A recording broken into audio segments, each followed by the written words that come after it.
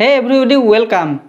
আপোনালোকে এটা কথা কওকচোন, আপিগিলাই যে লিপষ্টিক ব্যৱহাৰ কৰে, এই যে লিপষ্টিক আপিগিলাই ব্যৱহাৰ কৰে, এই লিপষ্টিক ব্যৱহাৰ কৰা পৰম্পৰাটো আচলতে কিমান বছৰ পুৰণি বুলি আপোনালোকে ভাবে? এনে গেছ কৰকচোন। 100 বছৰ, 200 বছৰ, 500 বছৰ, তাতকৈতো বেছি পুৰণি নহ'ব, হয় না নহয়? এতিয়া কালি মই এখন কিতাপ পঢ়ি আছিলোঁ, ইতিহাসৰ কিতাপ এখন পঢ়ি আছিলোঁ, তাতে মই যিটো তথ্য পালোঁ লিপষ্টিক সম্বন্ধে, মানে মই যেতিয়া পঢ়িছোঁ তেতিয়া মানে মই পাগল টাইপৰ হৈ গৈছোঁ, বোলে কি কথা এইগিলাখান। এই যে লিপষ্টিকৰ ব্যৱহাৰ, যিটো পৃথিৱীৰ ফাৰ্ষ্ট সভ্যতা আছিল, সিন্ধু ঘাটি সভ্যতা, সেই সিন্ধু ঘাটি সভ্যতাত লিপষ্টিকৰ ব্যৱহাৰৰ প্ৰমাণ পোৱা গৈছে। ভাবি চাওক, মানে যিটো সময়ত লোৱাও আৱিষ্কাৰ হোৱা নাছিল, সেই সময়ৰ পৰা আপিগিলাই এই চক কৰি আছে, এই লিপষ্টিক সেই সময়ৰ পৰা তেওঁলোকে ইউজ কৰি আছে।